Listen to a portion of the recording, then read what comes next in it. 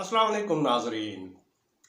आज पाकिस्तान इनिंग्स की शिकस्त से तो बच गया, लेकिन दूसरी इनिंग्स में कमाल बैटिंग की, लेकिन टेस्ट सीरीज ना बचा सका और पाकिस्तान ने आज 10 विकेटों से दूसरा टेस्ट हार गया और साउथ अफ्रीका को ने क्लीन स्वीप कर लिया। साउथ अफ्रीका ने पाकिस्तान के खिलाफ मुसलसल 9 टेस्ट मैच जीते हैं और पाकिस्तान को तीसरी बार क्लीन स्वीप किया है। साउथ अफ्रीका के कप्तान बुवामा बड़े अच्छे कप्तान साबित हुए। उन्होंने 8 मैच के टेस्ट मैचों में मुसलसल 7 में कामयाबी हासिल की है। एक में उन्हें नाकामी का सामना करना पड़ा है, जबकि शान मसूद ने 10 टेस्ट मैच खेले हैं, 2 में कामयाबी हुई है, 8 में नाकामी का सामना करना पड़ा है। वो इस सीज़न में 3 बार वाइट वॉश हुए हैं। ऑस्ट्रेलिया से वो 3-0 से टेस्ट सीरीज हारे, बांग्लादेश के खिलाफ 2-0 से, साउथ अफ्रीका के खिलाफ 2-0 से, यानी 3 सीरीज में क्लीन स्वीप हुए। इंग्लैंड के खिलाफ शान मसूद ने 2-1 से कामयाबी हासिल की। सिर्फ ये एक कामयाबी थी, बाकी 3 टेस्ट सीरीज में वो क्लीन स्वीप हुए। शान मसूद ने आज बहुत अच्छी बैटिंग की और वो साउथ अफ्रीका की सरजमीन पर सबसे ज़्यादा रन बनाने वाले पाकिस्तानी बल्लेबाज बन गए। उन्होंने 145 रन बनाए। इससे कबल अजहर महमूद ने 1998 में 136 रन बनाए थे। तौफीक उमर ने 135 रन बनाए थे। सईद अनवर ने 118 रन बनाए थे।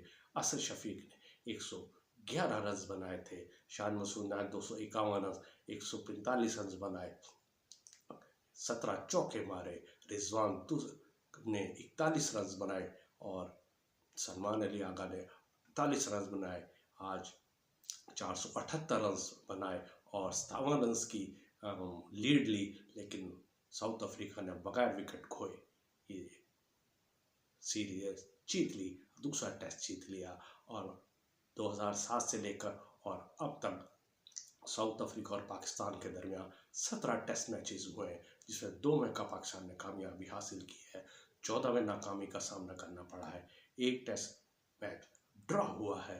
ये पाकिस्तान ने अपने क्रिकेट तारीख में तीसरी बार है बड़ा स्कोर है, जिसमें फॉलो ऑन होने के बाद उन्होंने कम बैक किया है, यानी उन्होंने इनिंग्स की शिकस्त नहीं ही हुई। 1958 में पहली बार वेस्ट इंडीज के खिलाफ 657 रन थे जिन्होंने कम बैक किया था।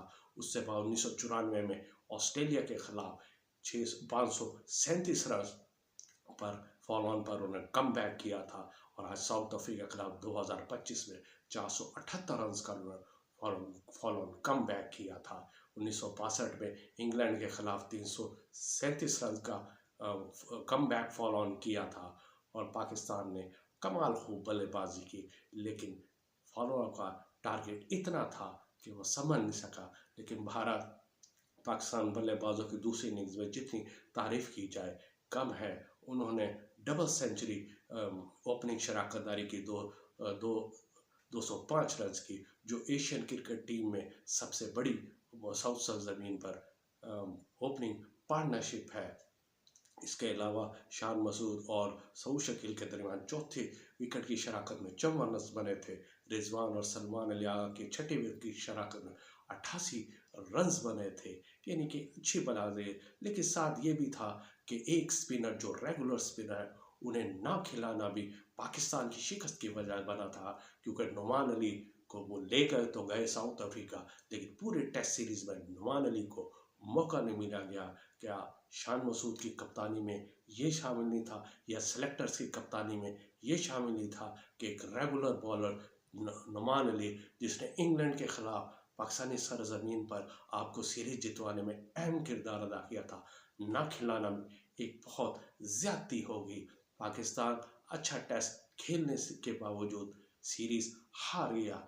पहला टेस्ट में भी पाकिस्तान ने अच्छे खेल का मुजाहरा किया और साउथ अफ्रीका बमुश्किल 2 विकेटों से जीत गया। लेकिन सवाल ये भी पैदा होता है कि एक रेगुलर स्पिनर नुमान अली, जो पाकिस्तानी सरजमीन पर कामयाबी के झंडे गाड़ कर आया था, साउथ अफ्रीका में इस्तेमाल क्यों नहीं किया गया, उसे उसके कारकर्दगी को क्यों नहीं मद्देनजर रखा गया। ये सवाल सेलेक्टर्स के लिए एक सवाल छोड़े जा रहा हो और आप भी नाज़रीन ये सवाल सेलेक्टर्स को और पाकिस्तानी मैनेजमेंट को लाजमी करें। ये थी आज की खबर, और अपना ख्याल रखिएगा और चैनल को सब्सक्राइब करिएगा। अल्लाह हाफिज।